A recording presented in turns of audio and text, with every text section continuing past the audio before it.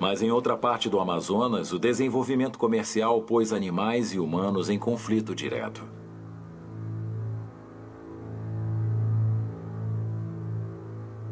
Quatro 1.000 quilômetros rio abaixo de sua nascente, o Amazonas se aproxima de sua maior confluência de afluentes. Aqui, as águas escuras e limpas do Rio Negro se unem ao fluxo lamacento do Amazonas. Por 11 quilômetros, as águas negras e marrons seguem lado a lado, antes de finalmente se misturarem para criar o rio mais largo do mundo.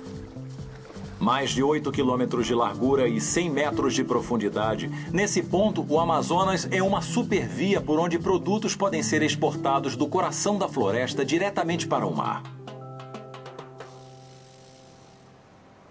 Acima da confluência, a cidade de Manaus é perfeitamente posicionada para tirar vantagem do potencial comercial do rio. Hoje, Manaus é um ponto de comércio para todo tipo de carga. No início do século XX, no entanto, a borracha era o produto mais exportado por esses portos. Retirada da floresta, a borracha era levada pelo Amazonas de Manaus para qualquer lugar do mundo. Na época, Manaus era conhecida como a Paris dos trópicos. Os prédios velhos em ruínas no centro da cidade são uma lembrança da imensa riqueza que a borracha um dia trouxe. Mas os dias de glória foram curtos. Em menos de 30 anos, a indústria da borracha do Amazonas se arruinou quando plantações rivais iniciadas na Ásia e a borracha sintética ficaram disponíveis. Para ajudar Manaus a se reinventar, o governo brasileiro declarou uma zona livre de impostos. Mercadorias que entram e saem da cidade são livres de impostos, encorajando os investidores internacionais a se estabelecerem aqui. Hoje, bilhões de dólares em produtos entram e saem de Manaus todo ano. Esse comércio atrai milhares de novos imigrantes para a cidade, todos esperando partilhar da riqueza que o rio traz. Para acomodar o crescimento, os limites da cidade de Manaus estão se expandindo cada vez mais para a floresta ao redor, invadindo a natureza e sua vida selvagem.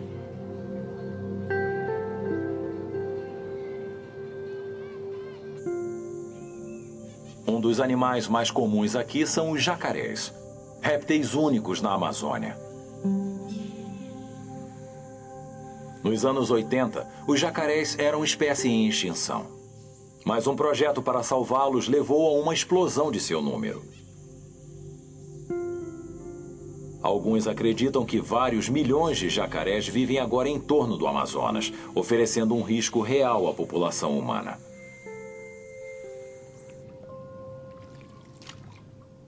Para aqueles que ganham a vida na água, os riscos são fatais. Adalcemir Cardoso é um pescador que foi atacado por um jacaré alguns anos atrás. Eu estava tirando peixe, sangrei, só que no momento eu não prestei atenção para esse lado. E aí quando eu pude perceber, o jacaré pulou, né, mais ou menos 1 metro de altura. E aí no momento em que ele pulou para atingir a minha cabeça. Eu, com o reflexo dos olhos, eu pude perceber que era um animal. Aí eu tirei a cabeça e joguei o braço. Aí ele já vinha e fechou o braço. Aí no momento em que ele agarrou aqui, ele alagou a canoa, né? Ele que era muito pesado, 5 metros de tamanho. Aí no momento que ele alagou o casco, ele saiu me levando. Na luta de 20 minutos, o jacaré tentou arrastar Adalcemir para baixo d'água pelo braço. Quebrou em 4 partes, torou essa junta. Isso aqui foi torado, esse aqui, ó. Esse dele aqui foi torado, foi só fixado aqui. Se fingindo de morto, Adalcemir escapou vivo.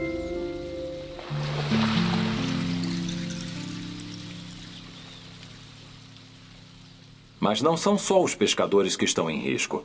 Com o aumento do número de jacarés e a expansão de Manaus, animais e humanos competem pelo espaço. Os canais estreitos do rio que passam pelos subúrbios de Manaus são um bom exemplo. Aqui, os jacarés vivem entre o lixo urbano. Mas muitas pessoas também vivem próximas aos canais. Essa situação pode levar a conflito. Cíntia Martins tem um restaurante que dá fundos para um dos muitos canais do Rio. Ela chegou ao trabalho uma manhã e encontrou uma visita surpresa esperando por ela. Quando cheguei no portão, tinha um jacaré, 2,5 metros para 3 metros. Tomei aquele susto, porque, imagina, um jacaré, muito assustado eu fiquei. Então, chamei o pessoal que trabalha, né, que mora aqui também, e fomos até lá, no portão, com uma corda, e colocamos na boca. Cíntia teve que tentar arrastar o jacaré de volta para o canal de onde ele havia emergido. E tinha chovido bastante naquela noite. Eu creio que o igarapé encheu e ele subiu, né? E tivemos que construir um muro para ficar mais tranquilo também, né? Mas lidar com a vida selvagem local é só um dos desafios do desenvolvimento urbano. Com o crescimento econômico, a necessidade de eletricidade em Manaus também aumenta.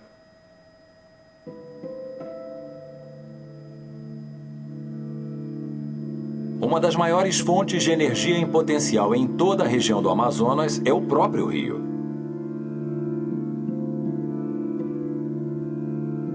É uma força que empreiteiros adorariam utilizar, particularmente no Brasil, onde, em média, 80% da eletricidade de todo o país é gerada pela força das águas. Até hoje, o Amazonas não foi represado. Ele é grande demais para ser controlado e, com uma inclinação de menos de 100 metros na maior parte de seu curso, ele é lento demais para produzir eletricidade. Mas várias centenas de afluentes que se unem ao Amazonas têm correntes bem mais fortes. E são essas artérias que estão sendo unidas na corrida para se produzir energia das águas.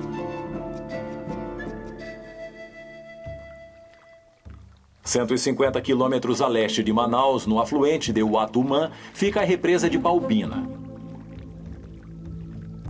Hoje, o lago formado pela represa parece bonito e tranquilo.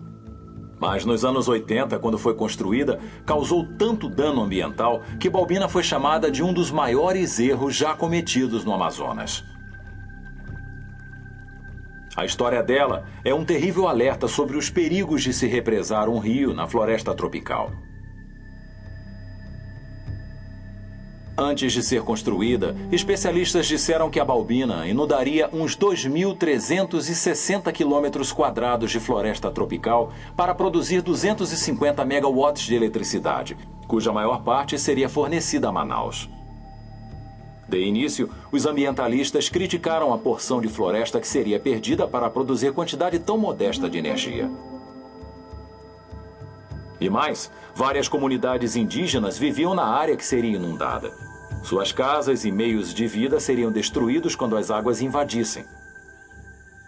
Com a grande oposição, as autoridades decidiram terminar o debate sem avisar, fechando as comportas 30 dias antes. Os efeitos foram catastróficos. Os engenheiros subestimaram a área que seria submersa. Quando as comportas se fecharam, a água se espalhou para todo lado pela planície. Pessoas e animais fugiram para viver.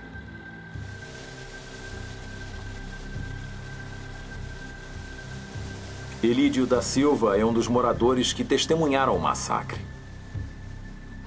A quantidade de animal que mais foi morto na época aqui foi o macaco. O macaco ele foi morto porque é uma área muito grande, né? E sobrou poucas, você vê que sobrou poucas ilhas, né? Enquanto assistia dezenas de milhares de animais se afogando, Elídio entrou numa missão desesperada para resgatar o máximo possível deles. E a gente, aí vamos nós fazer o tipo de coleta, né? Os animais. Pegando os animais e levando para a parte mais alta, né? Para salvar uma pequena parte, porque a maior parcela morreram mesmo, né?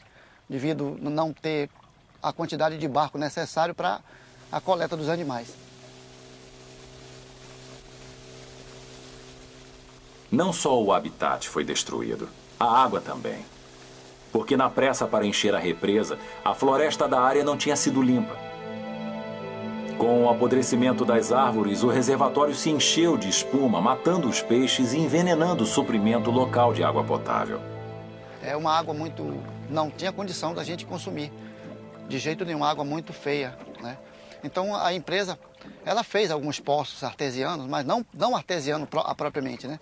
Uns poços para amenizar a situação, mas que não foi o suficiente para a população ficar bem, né? Quando viram que a água bombeada era tóxica, os moradores da antiga Balbina se deslocaram por um propósito: construir a aldeia em terras mais altas. Hoje eles ficam aqui, rodeados por comodidades modernas, mas privados de sua tradicional forma de vida. Na Nova Balbina, o desemprego e o alcoolismo são altos. Apesar das lições de Balbina, há dezenas de represas planejadas para a bacia do Amazonas, com o aumento da demanda por energia da América do Sul. Mas nos últimos anos, a região viu mudanças dramáticas no clima que ameaçam impedir os planos de hidrelétricas.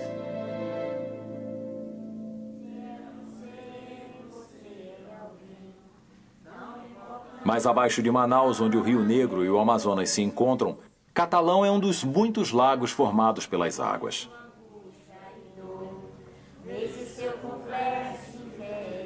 Apesar de não terem água encanada, nem eletricidade, a comunidade que vive aqui está acostumada a conviver com a vida do rio. Toda casa na comunidade é feita para flutuar. Até os construtores aqui trabalham na água. Mas em 2005, a vida mudou de uma maneira que esse povo jamais poderia imaginar.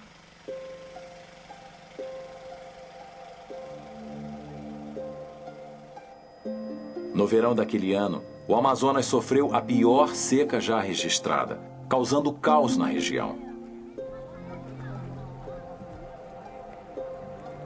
No Lago Catalão, os moradores ficaram totalmente isolados. Raimunda Viana lembra do efeito que isso teve na comunidade. Foi assim pra gente assim uma calamidade, né?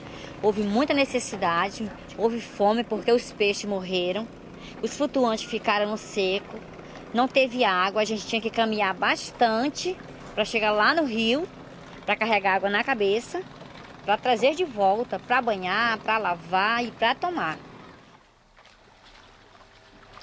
A comunidade se desesperou com as águas que sumiam, deixando peixes mortos. Quando seu suprimento de comida e água chegou a zero, o povo se reunia todos os dias na igreja para rezar pelo fim de seu sofrimento. Aí a gente tinha que pedir só a Deus mesmo, para que Deus mandasse chuva. Quando vinha a chuva, as pessoas estavam na gota pegando lá um pouquinho de água, né, nas vasilhinhas, na goteira lá, para poder tomar. Que evitava de estar no movimento de carregar água no sol quente, né? A situação foi a mesma por todo o Amazonas. As águas do rio baixaram tanto que os barcos ficaram encalhados. Houve até histórias de peixes sendo cozidos vivos no calor das águas rasas. Com a seca do rio, a floresta sofreu também. Transformada de esponja molhada em material inflamável, uma área de mais de 1.000 km² foi perdida em incêndios. A fumaça prolongou a crise, inibindo a formação de nuvens e piorando ainda mais a seca. E o Espírito Santo se move em você. Você tem o valor do Espírito. Quando suas preces foram atendidas e as chuvas chegaram, o povo do Amazonas achou que a seca de 2005 fosse acontecimento único. Mas um ano depois, as secas voltaram.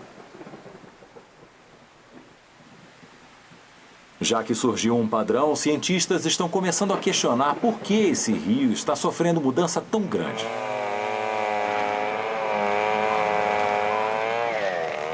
Vários culpam o desmatamento pelo aumento da seca.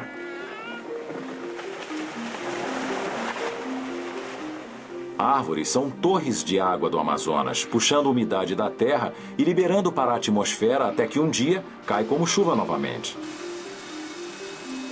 Mas uma área da floresta do tamanho de 6 campos de futebol americano é derrubada a cada minuto, destruindo o ciclo de água que é a salvação dessa região.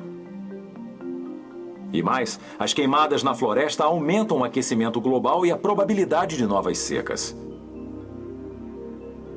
Apesar das árvores da Amazônia produzirem mais de 20% do oxigênio da Terra, as queimadas são agora responsáveis por 1/4 de todas as emissões de gases de efeito estufa.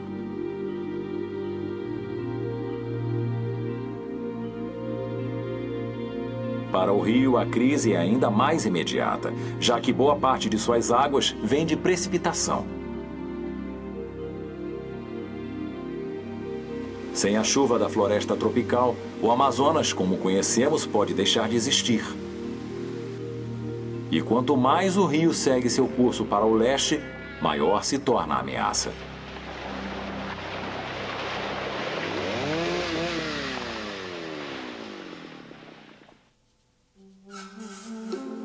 200 quilômetros rio abaixo de Manaus fica a cidade de Santarém. Posicionada na confluência dos rios Tapajós e Amazonas e suprida por milhares de quilômetros de estradas na floresta, Santarém é um terminal de exportação vital para os produtos da floresta. Das docas da cidade é uma reta de 1.300 quilômetros ao longo do rio Amazonas para o mar. De toda a carga processada aqui, a mais lucrativa é a soja. Navios carregados de grãos de soja partem de Santarém diretamente para a Europa e Estados Unidos, onde é usada para alimentar animais destinados aos mercados e cadeias de lanchonetes. Mas essa carga aparentemente inerte é uma ameaça mortal ao Amazonas e ao povo. A soja é agora o maior motor do desmatamento em toda a região. 1.200.000 acres de floresta nativa foram desmatados para iniciar o plantio. Grandes partes das florestas desmatadas são lares de tribos indígenas e de comunidades tradicionais. Mas os lucros imensos a serem obtidos fazem com que exploradores não deixem de pôr as mãos nas novas terras por nada. Aqueles que ficam em seu caminho correm o risco de serem mortos. É um fato que Maria dos Santos conhece muito bem. Como presidente do Sindicato dos Trabalhadores, ela recebe várias ameaças de morte por defender os direitos dos fazendeiros locais contra os magnatas da soja. Nos últimos 2 anos, ela é protegida 24 horas por dia por seguranças armados. Mas o que me move é saber que esse povo está conquistando aos poucos os seus direitos, está enfrentando, está combatendo. Talvez ele não fosse perigoso se a gente não quisesse enfrentá-los. Mas nós resolvemos e é o perfil deste sindicato. A soja é uma ameaça relativamente nova à Amazônia. A maior causa de desmatamento era a extração de madeira e criação de gado. Mas recentemente percebeu-se que as terras vastas disponíveis aqui eram ideais para a produção de soja, que só é lucrativa quando produzida em enormes quantidades. A primeira região a ser explorada foi o Mato Grosso do Sul. Mas foi só questão de tempo até que os magnatas da soja chegassem a Santarém. Bom, então lá pelos anos de 99, 2000, já havia o anúncio que chegariam, os sojicultores chegariam na nossa região. Então algumas pessoas já falavam e até explicavam, mas como a gente não tinha sentido isso na pele, nós nem conhecíamos a soja, a gente não se preparou para isso.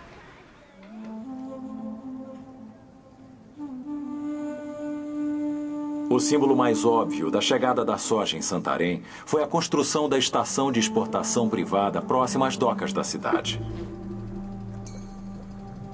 Construída sem permissão, a legalidade dessa estação ainda é discutida nos tribunais. Os primeiros moradores de Santarém souberam disso quando a praia da cidade foi repentinamente substituída pela imensa plataforma industrial. Logo depois, no entanto, as implicações pioraram quando fazendeiros locais foram forçados a vender suas terras aos magnatas da soja. Já que a maioria dos trabalhadores rurais não tinha documentos para provar que eram donos de suas fazendas, fazê-los vender foi relativamente fácil. Eles legalizavam a terra, depois iam lá procurar quem estava morando e dizer, olha, agora eu tenho documentos dessa terra, ou tu pega este valor, então tu vai sem nada.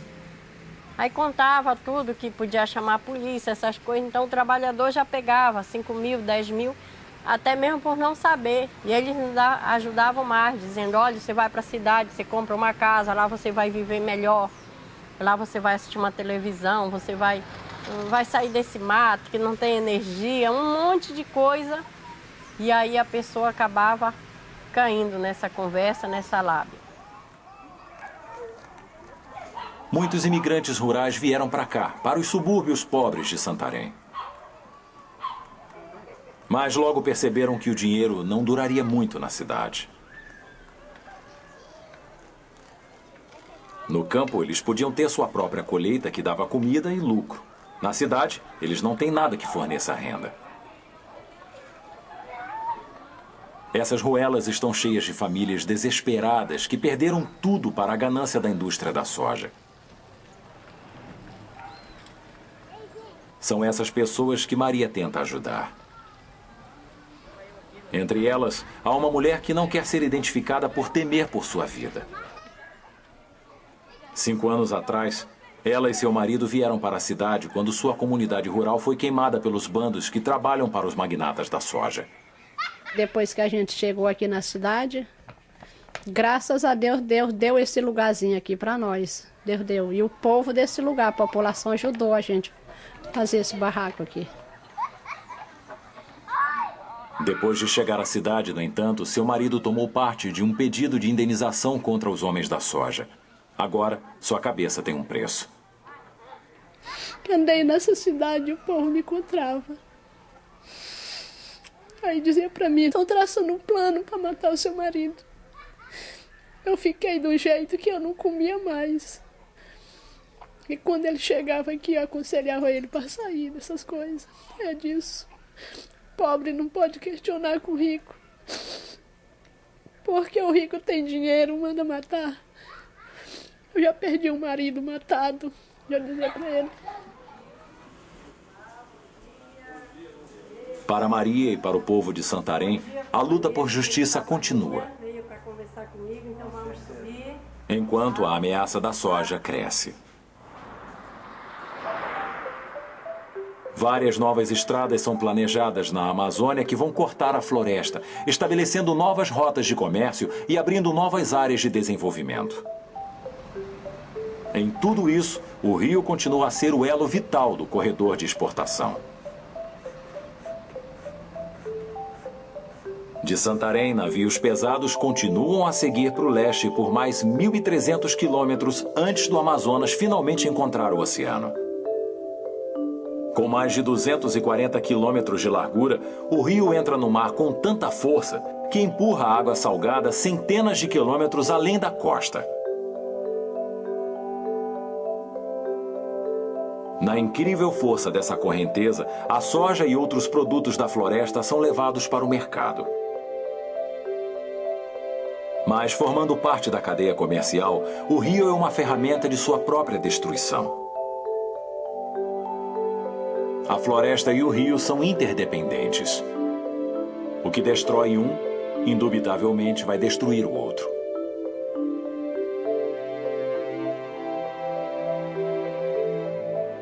Hoje, o rio Amazonas ainda carrega 1/5 de todo o fluxo de água dos rios do mundo. Para o povo que vive em torno dele, o rio ainda dita o ritmo de vida. Mas é claro que o Amazonas não pode mais escapar das influências do mundo moderno. Veremos por quanto tempo o último rio não controlado da Terra vai continuar a seguir livre.